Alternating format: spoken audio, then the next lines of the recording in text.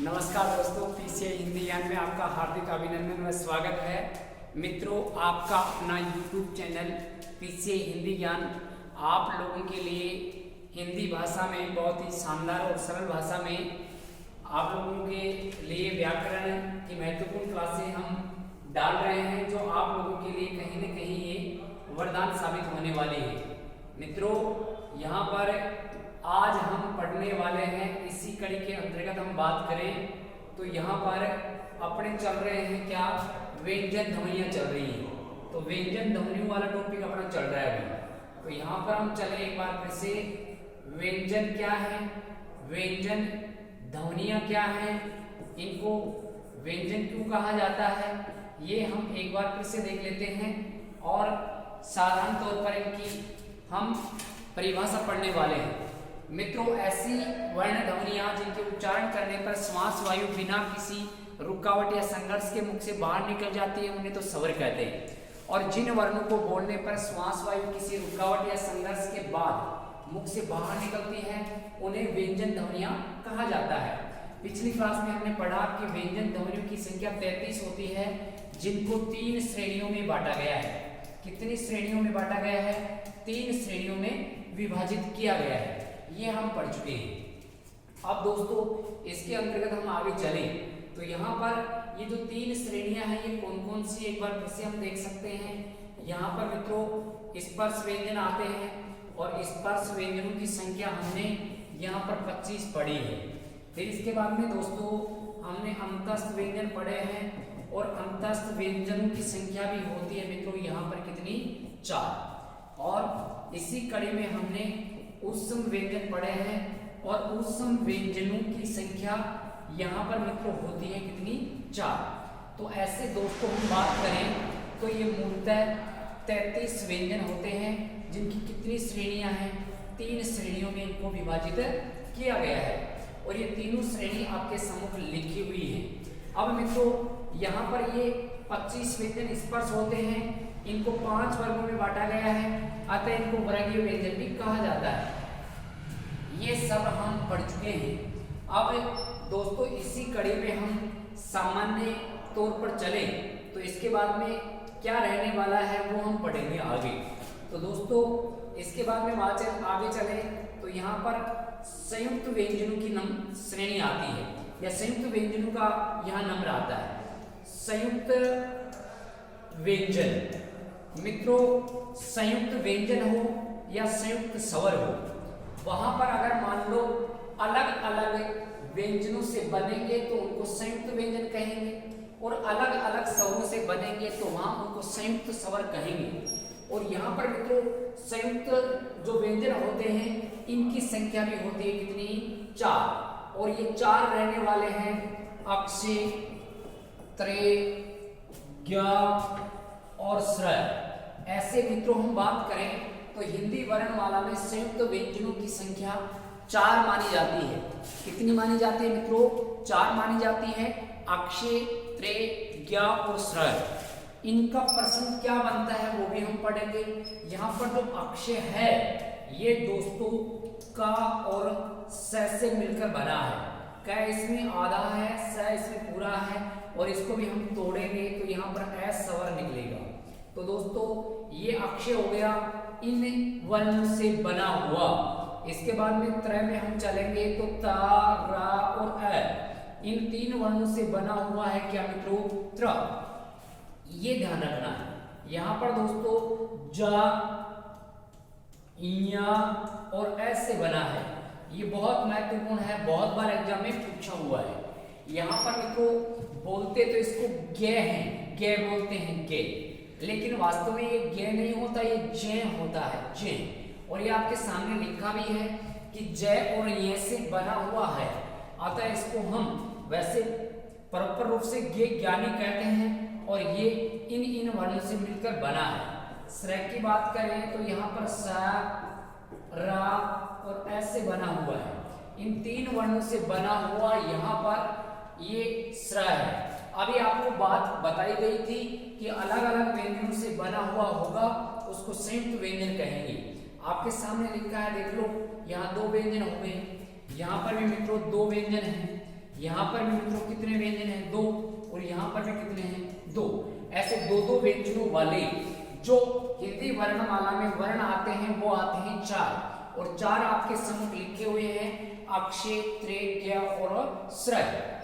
इसके बाद हम आगे बढ़े तो यहाँ पर मित्रों अगले हम क्रम में चलते हैं।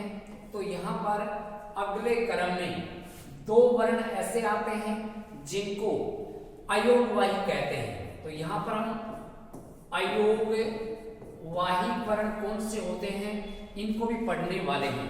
अयोगवाही वर्णों के अंतर्गत हम बात करें तो ऐसे वर्ण आएंगे जिनका योग न तो स्वरों में है और न ही व्यंजन में रहने वाला है। इसी कारण इनको अयोगवाही, अयोगवाही कहा जाता है। अर्थात ऐसे वर्ण जिनका योग न तो स्वरों में है और न दोस्तों व्यंजनों में है, उनको अयोगवाही वर्णों के नाम से जाना जाता है। इन अयोगवाही वर्णों की संख्या होती है कितनी दोस्तों? 2 होती है। ये हो गए अयोगवाही वर्ण। और इसी कड़ी में हम आगे चले तो यहाँ पर मित्रों आएंगे उत्क्षिप्त या फिर ताड़न जात वर्ण। और ये उत्क्षिप्त या ताड़न जात वर्णों की संख्या भी होती है मित्रों 2। और वो कौन कौन से होते हैं? एक तो होता है अड़ा और एक होता है डा। अब ये अड़ा और डा की कहानी आपको पीछे बताई थी, एक बार फिर से यहाँ पर देख सकते हैं। यहाँ अड़ा और डा ये मूलतः 33 व्यंजनों की श्रेणी में नहीं रखे जाते हैं, इनको अलग श्रेणी इनको दी गई है, उत्क्षिप्त, ताड़नजात, या इनको अलग अलग नामों से जाना जाता है।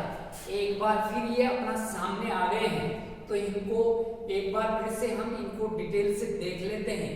लेकिन उससे पहले यहाँ पर हम एक बार उन सबको देखेंगे जो हमने पीछे पढ़े हैं। तो मित्रों आप ही बताइए स्वर कितने पढ़े हमने? स्वर पढ़े हैं दोस्तों 11। और मूलतः व्यंजन कितने पढ़े हमने? मूलतः जो व्यंजन है उनकी संख्या पढ़ी हमने कितनी? 33। इसके बाद में संयुक्त व्यंजन हमने कितने पढ़े हैं? तो संयुक्त व्यंजन जो पढ़े हैं संयुक्त व्यंजन, और ये संयुक्त व्यंजनों की संख्या हमने पढ़ी है कितनी? 4। इसके बाद में आगे हम चलें तो यहाँ पर हमने दोस्तों अयोगवाही पढ़े हैं। अयोगवाही और अयोगवाही वर्ण हैं, ये भी पढ़े हमने कितने दोस्तों? यहाँ पर सॉरी 2। अयोगवाही कितने हैं मित्रों? तो ये भी है दोस्तों 2। इसके बाद में हमने आगे पढ़ा है उत्क्षिप्त, और उत्क्षिप्त जो वर्ण हैं इनकी संख्या भी हमने पढ़ी है कितनी मित्रों?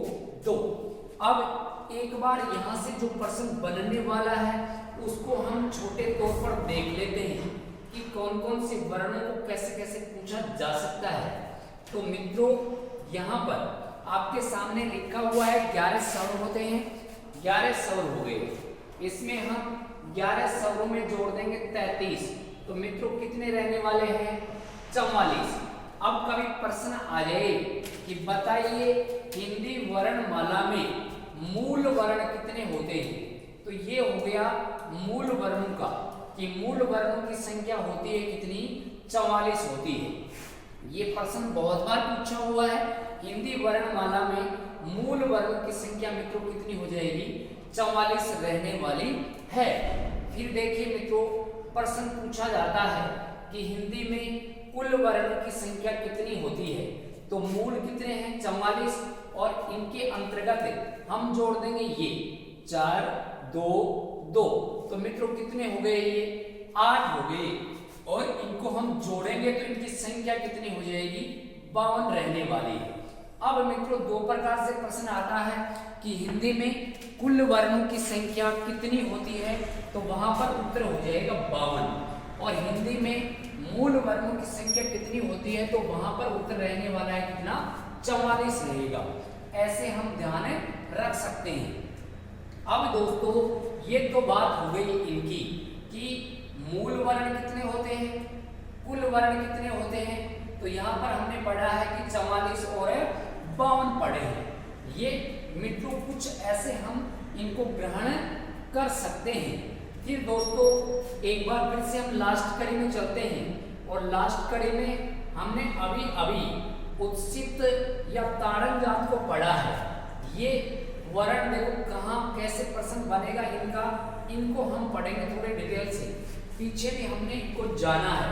तो यहाँ पर मित्रों लिख सकते हैं उत्सित, या इनको कहते हैं क्या ताड़न जात, या इनको कहते हैं क्या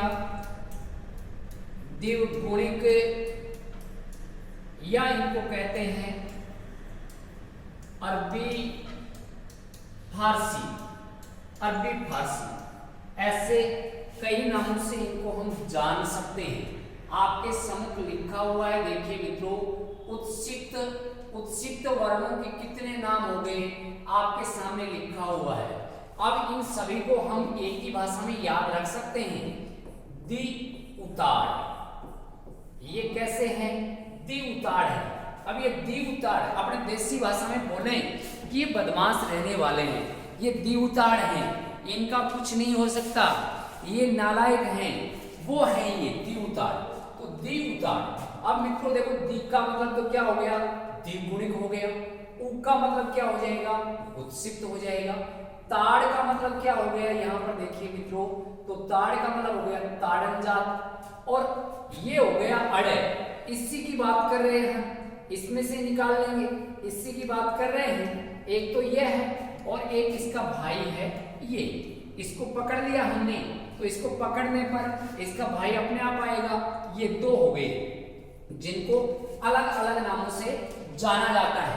पहली बात तो हमने ये समझी कि ये कौन कौन से वर्ण हैं और इनको अलग अलग नामों से जाना जाता है। चलो ये बात भी क्लियर हुई। इसके बाद में प्रश्न क्या बन सकता है वो हम यहाँ पर पढ़ने वाले हैं। प्रश्न बनेगा ये उत्सित। उत्सित का अर्थ होता है फेंका हुआ, फेंका हुआ। देखो पहला प्रश्न तो ये क्लियर हो गया, कई एग्जाम में पूछा हुआ है कि उत्सित का शाब्दिक अर्थ क्या होता है? फेंका हुआ होता है। अब यहाँ पर उत्सित का अर्थ होता है फेंका हुआ। फिर आगे चलते हैं। उत्सित शब्द उत प्लस सित से बना है। उत प्लस किससे बना है? सित से बना हुआ है। अब यहाँ पर मित्रों इनका अर्थ होता क्या है? उत का मतलब तो होता है ऊपर और सित का अर्थ होता है नीचे। अब मित्रों इनका कैसे हम इनका उत्तर निकालेंगे और ये अर्थ क्या ग्रहण किया जाता है और क्यों इनको ऊपर नीचे के लिए प्रयोग किया जाता है। अब देखिए सुनिए, ये परिभाषा से जुड़ेगा। परिभाषा से ऐसे जुड़ेगा कि जिन वर्णों को बोलने पर जिह्वा एक बार तो ऊपर जाती है और फिर पुनः नीचे गिरती है। उत का मतलब ऊपर और सित का मतलब नीचे। इसी कारण इन दो वर्णों को, दो वर्ण ये रहे देखो, इसी कारण दो वर्णों को उत्सित वर्ण कहा जाता है। ये तो हो गई उत्सित वर्ण की परिभाषा। फिर मित्रों आगे लिखा है ताड़न जात। तो यहाँ पर देखिए ये लिखा हुआ है ताड़न जात। अब यहाँ पर इनको ताड़न जात क्यों कहा जाता है ये भी समझते हैं। ताड़न का अर्थ होता है मारना। ताड़न का अर्थ क्या होता है? मारना। और जात का अर्थ होता है मारने वाले। तो मतलब अड़ा और ड़ ये जीवा को मारने वाले हैं। जीवा का क्या करने वाले हैं? मारने वाले हैं। क्यों? क्योंकि जब जीवा इनका उच्चारण करते हैं तो एक बार तो ऊपर जाती है और फिर पुनः नीचे गिरती है। अड़ा ढ़, अड़ा ढ़। इसी कारण लगता है कि ये जीवा को उठा उठा कर पटक रहे हैं, उठा उठा कर पटक रहे हैं। इसी कारण ये जीवा को उठा उठा कर पटक रहे हैं। अतः इनको क्या कहा गया? ताड़न जात कहा गया। अब मित्रों चलते हैं आगे। इन्हीं दो वर्णों को द्विगुणिक क्यों कहा जाता है ये भी समझिए। द्विगुणिक कहा जाता है कि इन वर्णों को बोलने पर जीवा में कितने गुण होते हैं? दो गुण होते हैं। कैसे दो गुण? एक बार देखो जीवा ऊपर जा रही है और फिर जीवा पुनः नीचे गिर रही है। इसी कारण इनमें दो गुण हुए, अड़ा और ड़। इनको हम बोलते हैं तो जीवा में दो गुण होते हैं। इसी कारण इनको द्विगुणिक कहते हैं। इसी कारण दोस्तों क्या कहते हैं? द्विगुणिक कहते हैं। फिर आगे लिखा है अरबी फारसी क्यों कहते हैं। अब देखिए जिन जिन वर्णों के नीचे यहाँ पर टिमकी आएगी उन वर्णों को हम कहेंगे अरबी फारसी वर्ण। मतलब यहाँ पर जो टिमकी लगी आएगी नीचे, इनको कहा जाता है अरबी फारसी वर्ण। अब कभी मित्रों पूछ लिया जाए कि इस टिमकी को क्या कहा जाता है, इस टिमकी का नाम क्या है, ऐसे भी पूछा हुआ है, तो टिमकी का नाम भी जान लो। इस टिमकी को हिंदी व्याकरण में नुक्ता चिन्ह कहते हैं। क्या कहते हैं दोस्तों? नुक्ता चिन्ह कहा जाता है। इस टिमकी को कौन सा चिन्ह कहा जाता है? नुक्ता चिन्ह कहा जाता है। कई बार पूछ लिया जाता है कि कौन से शब्द में नुक्ता चिन्ह का प्रयोग हुआ है।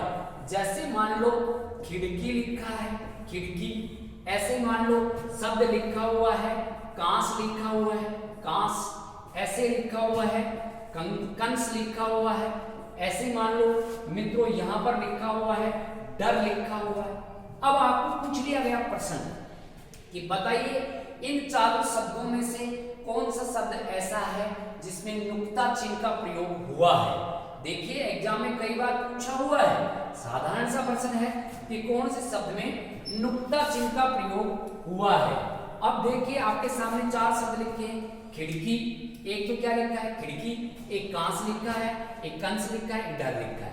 अब समझ लो इनको, यहाँ पर मित्रों देखो नुक्ता चिन्ह, नीचे जो टिमकी लगी होगी उसको नुक्ता चिन्ह कहेंगे, तो बिल्कुल ये खिड़की हो गया जिसमें नुक्ता चिन्ह का प्रयोग हुआ है। कांस में किसका प्रयोग हुआ है? कांस में हुआ है मित्रों अनुनासिक। किसका हुआ है? अनुनासिक स्वर का प्रयोग हुआ है, क्योंकि चंद्र बिंदु लगी है और जहां चंद्र बिंदु होती है उसको अनुनासिक स्वर कहते हैं। कंस में कौन सा प्रयोग हुआ है? कंस में हुआ है अनुस्वार का। कौन सा प्रयोग हुआ दोस्तों? अनुस्वार का प्रयोग हुआ है। और यहाँ पर ये शब्द का आरंभ हुआ है तो यहाँ पर ये ड है, ड, ये अड़ा नहीं है, ये ड है। मित्रों देखिए ये ड है, डर, और ये अड़ा है। देखिए अड़ा, खिड़की, खिड़की, तो ये अड़ा है, ऐसे हमको ध्यान रखना है। तो यहाँ पर मित्रों ये हम बात करें तो यहाँ पर हमने एक बार फिर से यहाँ पर देखिए उदाहरण के तौर पर देखा है, ऐसे ये कुल वर्ण कितने होते हैं? कुल वर्ण होते हैं दोस्तों 52 होते हैं। और 52 वर्णों को हमने यहाँ पर विस्तार से भी जान लिया है। 11 स्वर होते हैं, 33 व्यंजन होते हैं, 4 संयुक्त व्यंजन होते हैं, 2 इनमें उत्सिक्त होते हैं और 2 इनमें अयोगवाही होते हैं। ऐसे कुल वर्णों की संख्या होती है दोस्तों कितनी? ये 52 होती है। एक बार यहाँ पर इसे देख लो, यहाँ पर मित्रों आपके सामने लिखा हुआ है 11 है, इनको हम कहेंगे स्वर, 33 हैं, इनको हम कहेंगे व्यंजन, यहाँ पर 4 हैं, इनको हम कहेंगे दोस्तों संयुक्त व्यंजन, ये संयुक्त व्यंजन है। ऐसे ही 2 हैं, इनको हम कहेंगे अयोगवाही, और ऐसे ही 2 लिखे हुए हैं, इनको हम कह देंगे उत्सिक्त। ऐसे मित्रों हम देखें तो यहाँ पर इन सभी को जोड़ देते हैं तो इनकी संख्या कितनी हो जाती है? 52 हो जाती है। ऐसे हम दोस्तों ध्यान रख सकते हैं। आज आप लोगों के लिए देखो छोटा सा वीडियो हम लेकर आए हैं जिसमें सभी और 52 वर्ण कौन कौन से हैं इनकी जानकारी दी गई है। मित्रों आराम से इनको देखिए और समझने की कोशिश कीजिए। आगे हम देखने वाले हैं, आगे इसके बाद में जो भी विस्तार दे रखा है वर्ण विचार में उनको हम पढ़ने वाले हैं। ठीक है मित्रों, अपना ध्यान रखिए। बहुत सर्दी पड़ रही है, सर्दी में पूरी तरह से आप अपने समय का सदुपयोग कर सकते हैं और अपने जो बहुत से बढ़ने वाला है उसके पीछे हम समय को यहाँ पर देने वाले हैं। तो मित्रों केवल जागृत रहिए, जुनून को जगाइए और जुनून से अपने लक्ष्य के पीछे दौड़िए।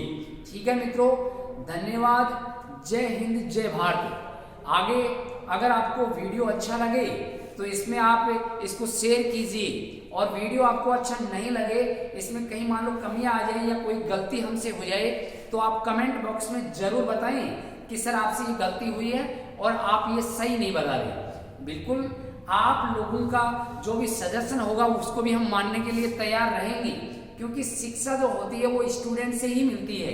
हम लोगों को जो हौसला मिला है वो आप लोगों से ही मिला है, और आप लोग ही हो जो हमें सिखा रहे हो। आगे से आगे कोई कुछ मान लो आप क्वेश्चन करोगे या कुछ बताओगे तो उससे और हमें सीखने को मिलेगा। और कोई भी देखो मित्रों, एक दिन के दूध पीने से कोई पहलवान नहीं बनता है, और एक दिन के पढ़ने से कोई विद्वान नहीं बनता है। विद्वान बनने के लिए भी आप लोगों के पास समय होना चाहिए, और वैसे ही पहलवान बनने के लिए भी आप लोगों के पास क्या होना चाहिए, समय होना चाहिए। और समय के अनुसार धीरे धीरे दूध पिएंगे तो पहलवान बनेंगे, और धीरे धीरे पढ़ेंगे तो विद्वान बनेंगे। ठीक है मित्रों, जय हिंद जय भारत।